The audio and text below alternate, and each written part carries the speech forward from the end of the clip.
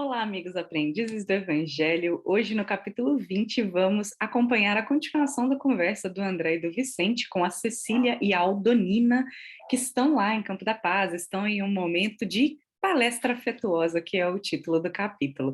E um dos assuntos que eles vão tocar é de grande interesse e talvez intrigue bastante muitos de vocês.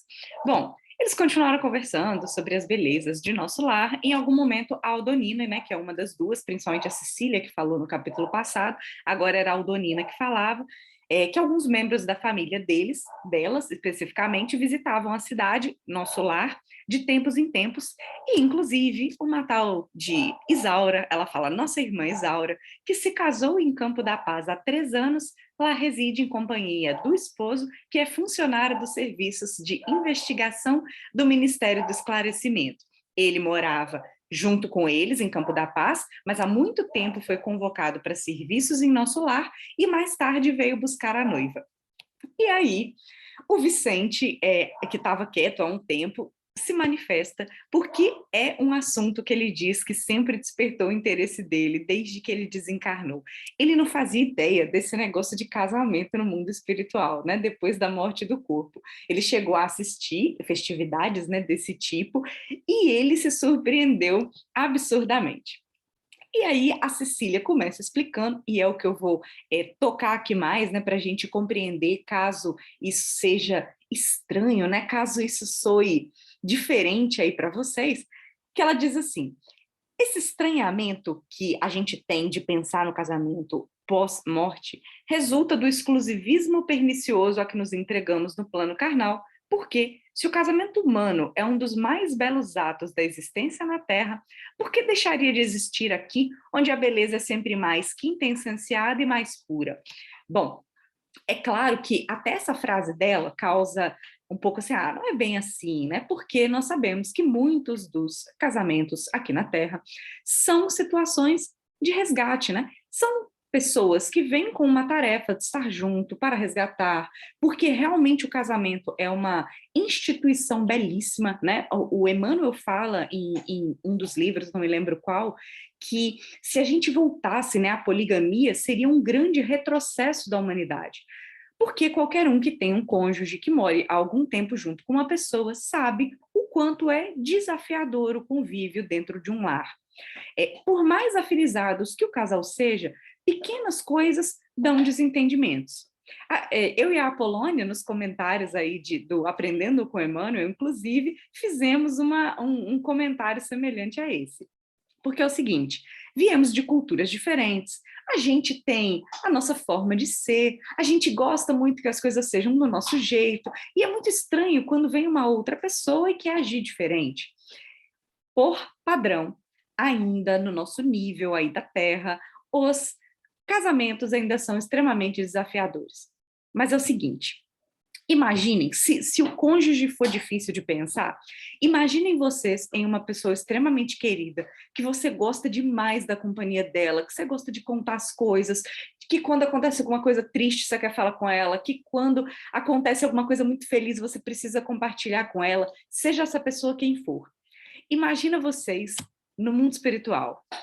Você não gostaria de ter essa pessoa sempre perto para continuar essa comunhão de almas? Esse é o ponto. É exatamente isso que acontece no mundo espiritual. Então, a Aldonina destaca, para termos aqui essa aventura, ou seja, para ter essa felicidade de ter um matrimônio no mundo espiritual, como esse casamento que eles se referem, é preciso ter amado na terra, movimentando os mais nobres impulsos do espírito. É necessário ter amado com alma. Os que se consagram exclusivamente aos desejos do corpo não sabem amar além da forma, são incapazes de sentir as profundas vibrações espirituais do amor sem morte. Porque, afinal, a gente está falando de uma comunhão perfeita de ideais. Por que não continuar os cônjuges em conjunto, formalmente, né, como um casal, partilhando das experiências felizes que eles têm, partilhando dos momentos desafiadores, tendo conversas afetuosas, porque isso não existiria no mundo espiritual, que é simplesmente uma continuação da vida. Lembrando, Estamos falando de laços sublimes, estamos falando de uniões carinhosas e respeitosas que são ainda muito diferentes das relações que nós cultivamos aqui na Terra. Por isso, ela destaca a necessidade, primeiro falando que não é uma coisa comum, né? E segundo, destacando a necessidade de realmente ser um casamento de almas. E, continuando curioso, o André ainda falou, não, mas vamos falar um pouquinho mais desse negócio aí, porque vocês falaram que essa tal irmã se casou e mudou para nosso lar. Mas como é que isso pode ter acontecido se você, Cecília, no capítulo passado, estava falando que está aí aguardando permissão para visitar a cidade e ela, de repente, se casa e pode se mudar para lá indefinidamente, né? Por que o caso dela foi mais fácil que o seu, que está aí esperando um tempão? Explicações. Isaura não poderia correr atrás do noivo, porque ela está em uma situação inferior à dele. Ele foi convocado para serviços porque já estava em condições de receber essas incumbências. Ela não. Ok. Ele, que chama Antônio, que ele se refere aqui, como superior, poderia descer para buscá-la. Uma vez que ele tenha recebido autorização para buscá-la, que foi o que aconteceu, o noivo poderia simplesmente levá-la. Então, ele recebeu uma autorização para que ela pudesse se mudar com ele para lá. Mas, atenção, né? Que é aquela coisa, quando as pessoas estão em trabalhos sérios, né? Envoltas por não são conselheiros, né? Por mentores, né? Como o Aniceto tão bem orienta, né? O André, como o Clarencio tão bem orientou o André na etapa lá do nosso lar, como a mãe do André também abre a mente dele, né, para que preste atenção em certas coisas. Existem mentores em todas as colônias dispostos a fazer isso. Então, um dos chefes de serviço de Campo da Paz falou o seguinte, eu estou aqui numa posição de administração de uma colônia inferior, então eu não posso embargar isso, eu não posso dizer para você ficar. Você está autorizada por causa do seu noivo, mas eu sugiro que você se prepare antes de enfrentar essa mudança. Então, ele sugeriu que ela se preparasse em Campo da Paz por 6 anos consecutivos antes da partida definitiva, antes de se mudar para lá, acrescentando sensatamente que num casamento de almas é indispensável apurar o enxoval dos sentimentos. E essa irmã, sempre muito prudente, aceitou a solicitação e trabalhou durante todo esse tempo em nossa colônia, adquirindo os valores culturais e aprimorando o campo do pensamento. Gente, é como se ela tivesse se preparado para que esse casamento, essa união de almas, realmente desse certo. Porque ela estava indo por um mérito dele, que gerou uma autorização para ela. Ficando 6 anos e trabalhando sentimentos, ela estava adquirindo mérito dela própria. Consequência se ela tivesse ido despreparada. O que poderia ter acontecido? Ela não estar devidamente sintonizada com os propósitos da colônia e ela poderia até desequilibrar-se espiritualmente, sendo então obrigada, né, até pela lei da sintonia, a se deslocar para um local inferior. Então, é muito melhor que você se prepare antes de encarar isso, de encarar uma região mais evoluída. E isso porque a gente está falando de nosso lar, que não é essas coisas todas, hein? Ainda é uma colônia muito próxima da Terra, mas é melhor do que o que era exigido na colônia dela. E vejam só, vai ter um trecho aqui que fala explicitamente disso. A Aldonina destaca, eu já fui visitar o casal uma vez, quando ganhei o prêmio de assiduidade e bom ânimo. A gente pensa assim, nossa, deve ser muito difícil esse negócio de ir até a colônia, né, de se elevar espiritualmente. Mas aí a pessoa recebeu um prêmio por não faltar no serviço e por fazer as coisas com alegria e com amor? Aí que a gente possa refletir desde agora. É tão difícil assim? Que a gente possa olhar para o nosso dia a dia, para a nossa rotina de trabalho.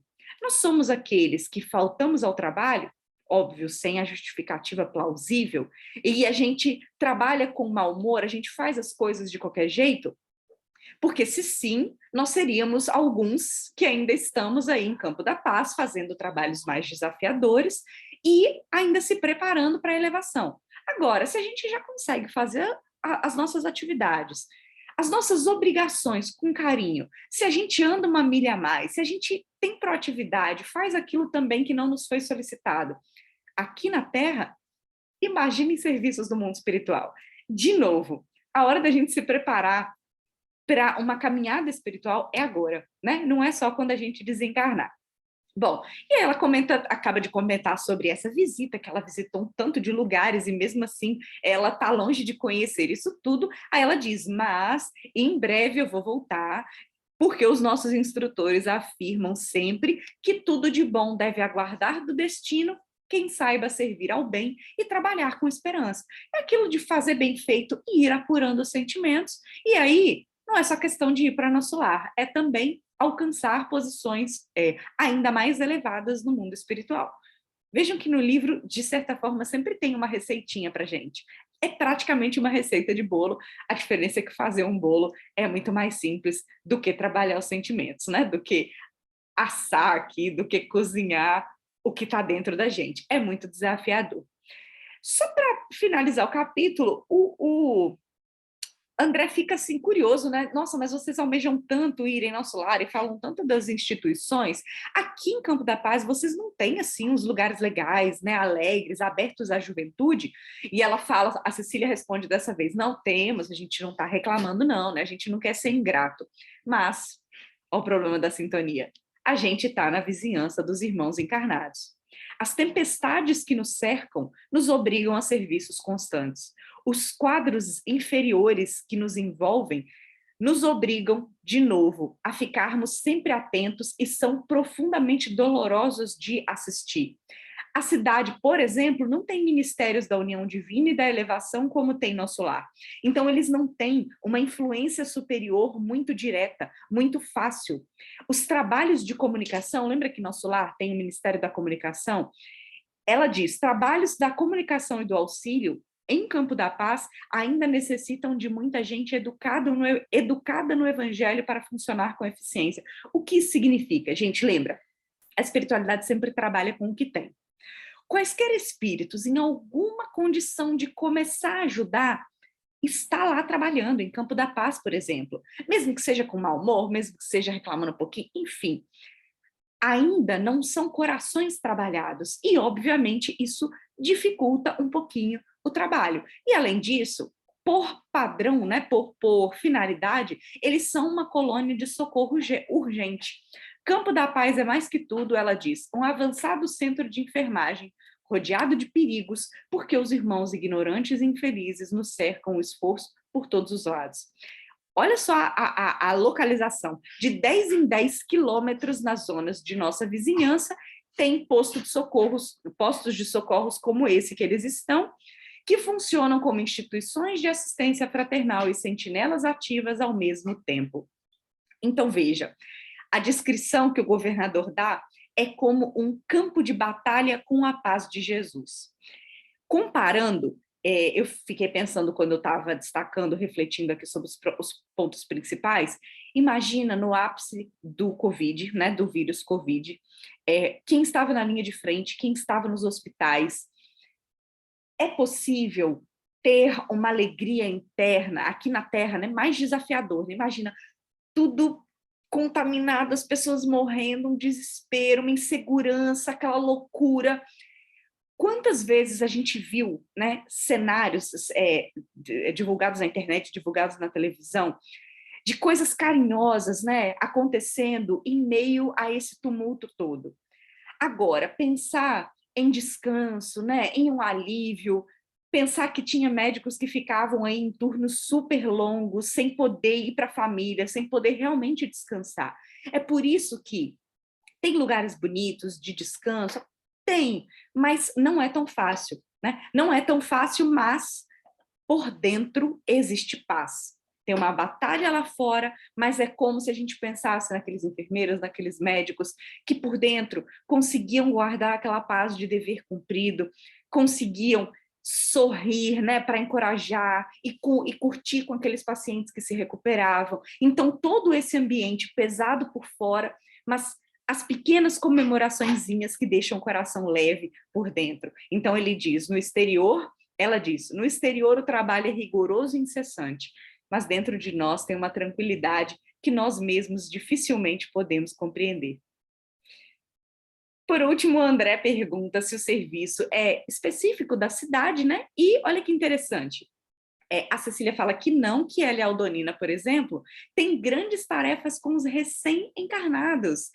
Nossa cidade prepara, em média, 15 a 20 reencarnações diárias e torna-se imprescindível assistir os companheiros tutelados, pelo menos no período infantil mais tenro, que compreende os primeiros 7 anos de existência carnal. Então, temos aí uma das referências aos famosos 7 anos, que talvez vocês já tenham ouvido falar, né? Que é um período da infância onde existe um pouco mais de tranquilidade para trabalhar o coração daquele serzinho que reencarnou, antes que venha à tona todo o espírito imortal que ele é, com todas as suas tendências e tudo mais.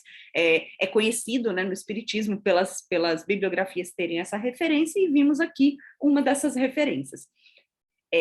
Eles acho que se assustaram, né? Nossa, tipo, deve ser um desafio enorme. E ela falou assim: mas calma, que pelo menos a nossa volitação é super rápida, é super simples, a gente não encontra problemas para ir e vir, né? Elas têm um caminho muito sutil, elas fazem essa travessia de forma muito rápida, elas têm essas faculdades de volitação muito adequadas, e além disso, só os instrutores vão sozinhos, nós sempre iremos em grupo, focando no auxílio recíproco, não só com relação à eficiência dos trabalhos, mas também com a questão do amparo magnético, todo mundo se ajudando. Ela conclui: no trabalho de assistência aos outros, a defesa de nós mesmos, não podemos dispensar a prática avançada e justa da cooperação sincera. É aquilo de vamos fazer em conjunto, porque em conjunto a gente pode mais. Espero que vocês tenham gostado. Nos encontramos aí no próximo capítulo. Um abraço.